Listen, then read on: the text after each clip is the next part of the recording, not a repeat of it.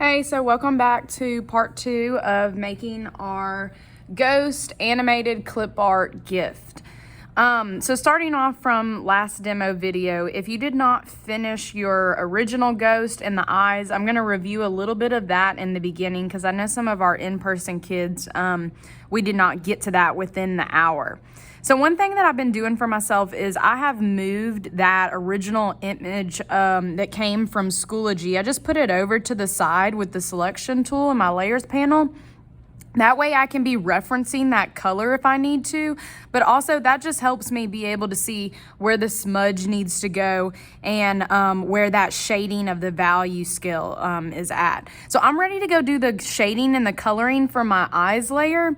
And I'm just gonna go pick up the color, that kind of lighter gray of the two, and go throw that on the eyes in both of those places. Now, one thing that I was seeing in person that people were running into problem-wise was they weren't filling in the color first and then going in here and hitting alpha lock. That's when you want to put the checkerboard on that alpha lock so we can do the shading with our airbrushing tool. And remember, we're on a soft brush. So for me to add the shading on this, I'm going to go now pick up the darker color, and then let me just check one more time. I just want to make sure that I am on the eyes layer, and I'm just gonna throw in a little bit of that darker shade. Now, I'm also noticing it does need some white, so I am gonna pick up that white in there and throw in a little bit of the airbrushing of the white. So that's what it looks like before I get to the point that I'm ready to go do my smudge. So now with my smudge, same thing, airbrushing, and I'm on a soft brush, and I'm just gonna go in here and blend all this together.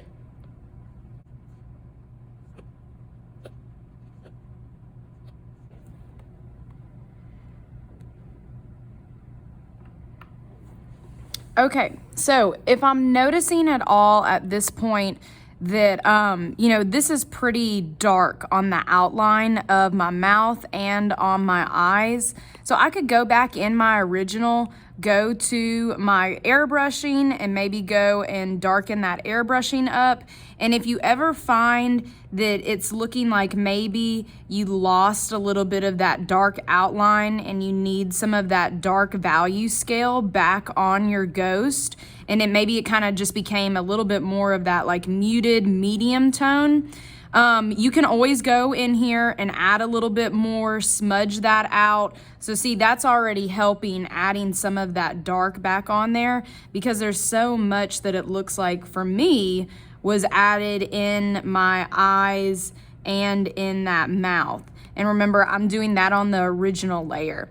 But when you're happy with how both of those are looking, one last step on the original before we add and combine the eyes together is I am gonna go test out and see how that perspective blur is looking for the ghost. And if you're zoomed in like I was, you might not see the dot for the perspective blur. I'm just gonna throw that right above there and then just move it over to the right some. So see, now I can tell that the shading of that ghost looks like it's in movement versus what I just free-handed. See, if I move it over to the right, see how all the perspective blur starts moving to the right? If I move it over to the left, same thing's gonna happen. So because this ghost is moving up, I just want the dot to be above the head part.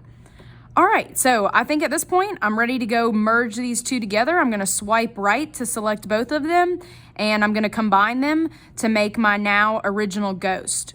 So now it's the fun part of me deciding where I'm going to use the animation, but the most important thing is that you remember that this is the original layer that has the artwork on it.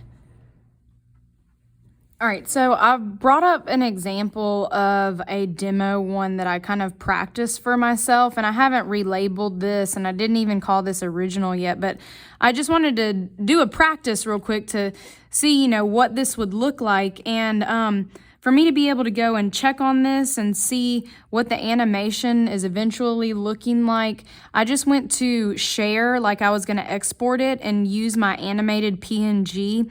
And so just trying to give you a little bit of an idea of how that ghost can move and turning the opacity down. So like on ours that we are building together, we've got in our layer panel just that one solid original ghost. Minimum, I would love for you to duplicate this at least 20 times. So we have at least 20 layers that you're using for the movement of your ghost. Now, when you duplicate it, I would also go in and go ahead and rename this. This is the second one. So not including my original, which is number 1. Now this is my second frame in the animation. So I'm going to go to my selection tool. I'm just going to move it up slightly up top. So see, if I zoom in a little bit, you can see that one's still behind, but I've just moved it briefly off of there. All right, so then I'm going to take this exact same one, and I could turn the eyeball off on that. So if that's a little bit confusing, I like having that there so I know where the movement and where the placement is going. I'm going to go duplicate again. Here's going to be my third one now. And remember, this is just so I remember how many of those pieces that I'm getting. So look, there's my third one at this point. If you'd like to, you could resize it here.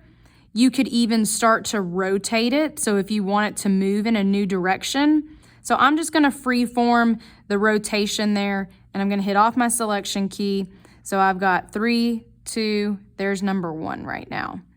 All right, once again, duplicate. Click on here, go and mark this as number 4, close that up. And on this one, I think I'm gonna go ahead and slightly start changing the opacity of this layer. So if I open up the mode of this layer, that letter N, I can start to slowly start to make that ghost start to disappear. So I didn't turn it down too much, I just put it on 86% because I'm only on layer 4.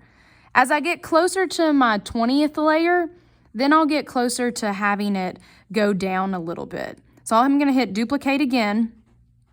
Let's go rename. Make this number 5. Take this guy. I think I'm going to rotate him up a little bit more that way now. And opacity, let's go put it down to 72. All right, just to give you an idea of what this is looking like so far in the animation, I'm going to go up here and show you the share again so you can start to see what this is looking like. And I'll turn down my frames per second. I'll go put it on 3 so you can like slowly see the opacity starting to fade as the animation is happening. The original ghost, the ghost that is, you know, the one that we did the tracing together, he does need to be on there. But let's say that you decide that you would like a pumpkin to pop up in one of the frames, or you would like text to pop up in one of the frames. That's completely up to you if you would like to add something extra on there. For our video that's going to be for next week, I will add in a layer where I add a little bit something extra. But just for right now, make sure that your ghost is looking okay. Play around with adjusting, making the positions different and the opacity. And then any kind of bonus or extra things we can talk about next week.